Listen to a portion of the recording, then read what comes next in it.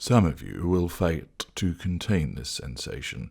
You fear that by giving in to this hatred, that you will somehow be on a level with me. I can ease your fears in that regard. You are nowhere near my level, nor were you. I placed you far higher than me to begin with. Yes, it was artificial, and all part of the design of control to draw you in. But you had no complaint then, did you? You did not object or demur when I thrust you skywards and planted you on that pedestal. Of course you did not. But you were blinded by your emotional thinking, unable to see what was really going on. And who would? Nobody would, and least of all somebody like you. Now you are on your true level, way down below me, cast onto stony ground, broken and shattered. Amazing, though, isn't it, how you managed to summon such anger from somewhere? How many times had you said to your friends that you felt numb? Yes, some of them reported back to me. Yet, now look at you, a seething, glowering fireball of hatred, and it is all directed at me. I adore this. It's fuel. You want to destroy me. I know you do. You all do. The one before you was exactly the same as the one before was, and the one before her. The next one will be just the same, although perhaps she might just be different and somehow avoid the mistakes all those who have gone before have made. I have seen this hatred many times, and your desire for revenge is strong. Of course it is. I made it this way. Everything that I did as I brought you down low was programmed to cause you to eventually explode into hatred, from elation to despair, through broken to numb.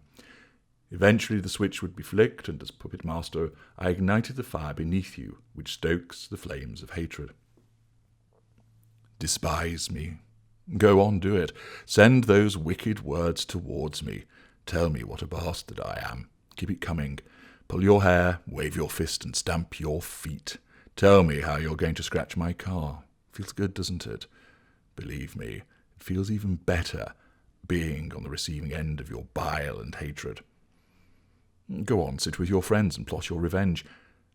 I can feel you all huddled around your cauldron as you try and concoct ways at getting back at me. All you're doing is ensuring that I matter. I feel so powerful, knowing that you are focused on seeking retribution. This is what I want. I want you to bask in the heat of your anger. I want to be covered in the disgust and the distaste that you will spew towards me. I want you scheming, hatching, and planning. By hurting you so deeply, I plant inside you that overwhelming desire to get even with me. It happens every time, and is all part of the master plan to ensure that you, my beautiful appliance, keep pouring fuel in my direction and remain under my control. Oh, of course, this is you railing against my control by plotting my downfall, but you will fail. And the ham-fisted execution of the same enables me to ensure that I always assert control. You see, you are so blinded with the hatred that is caused by your emotional thinking that you fail to realize you will not succeed in gaining revenge, not by shouting, spitting, scratching. Oh no, this overload of howling anger is just a banshee of fuel to me. It tells me that I matter. Your decision-making is not logical. It is driven by emotional thinking, which makes you feel so angry, so full of hate. It seizes on those traits, your narcissistic trait of pride, your empathic trait of justice, and it corrupts them against you to make you feel so full of hatred that you act on it, and in so doing, you make that mistake. You fail to abide by the no-contact regime, and therefore you continue to give me what I want, fuel. You allow me the opportunity to assert control over you. I will twist and shift, asserting control as I thwart your attempts, internally laughing at your pathetic efforts to try and get one over me. Of course, this response will only serve to spur you on, misled by your emotional thinking, and rather than walk away and realize this is what a narcissist does, I must remain in no contact. You allow me to lead you on yet another merry dance, as I continue to take from you exactly what I need.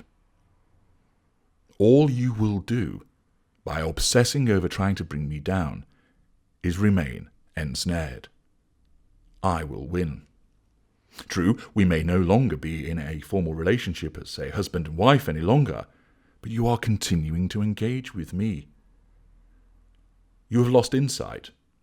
You think that you will succeed in bringing me down, but all you're doing is continuing to give me what I want, and thus I am winning. This is a zero-sum game. You give me fuel, I win, you lose. I lash out at you, you're hurt. You become even angrier, you're frustrated. That is an adverse consequence. I win, you lose. And all the while you're topping up your emotional thinking, not realizing that the more that you engage with me, the higher your emotional thinking comes. You're thinking about how to bring me down. You're discussing how hateful I am with your friends. You're stalking my online activity. You drove past where I work and where I live to see what I am doing, who I am with. As you plot and you hatch, you remain engaged. You remain ensnared. All you are doing is keeping me alive in your mind, making it easier and easier for me to stay there. Your emotional thinking was too high to begin with, as a consequence of the ensnarement, and then the unanswered questions when I disengaged from you. And thereafter you failed to drain your emotional thinking by the imposition of a solid no-contact regime. You failed to allow your logic to gain any kind of foothold. You've read, watched, and listened, but there is no room for it to sink in, because your emotional thinking was too high, and furthermore, it remains too high. It remains too high because your desire to destroy me, to exact revenge and see me suffer, keeps feeding that emotional thinking. Round and round your thoughts go. You think you're getting better, no longer feeling sad, no longer hurting, but all you've done is replace one sensation for another and remaining ensnared. The anger that has replaced those feelings, or perhaps has temporarily overridden them, means that you have lost insight. Your emotional thinking has you in its grip. It, in its usual cunning way, has conned you into thinking that you have moved forward by causing you to think that this anger, this planning, this desire to destroy is evidence of progress and recovery. It is not. It is too soon from your disengagement, too soon from your escape, too soon from the hoovering. All you are doing is engaging with me once more. My reactions may seem one of anger and irritation, but that is just my self-defense mechanism, responding in order to assert my control over you, as I draw on your challenge fuel, and then clamp down on you. You are not wounding me. I repeat, you are not wounding me. Your attacks against me are surrounded by venom, anger, and annoyance. Thus it is challenge fuel. This just fuels me. My responses cause you to think that you're getting to me, but you're not.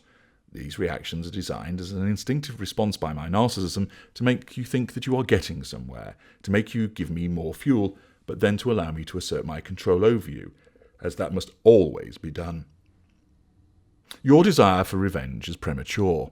You must reduce your emotional thinking through a robust no-contact regime. You must build your logic defences and allow them to gain a foothold, and then bring that reduced emotional thinking under control.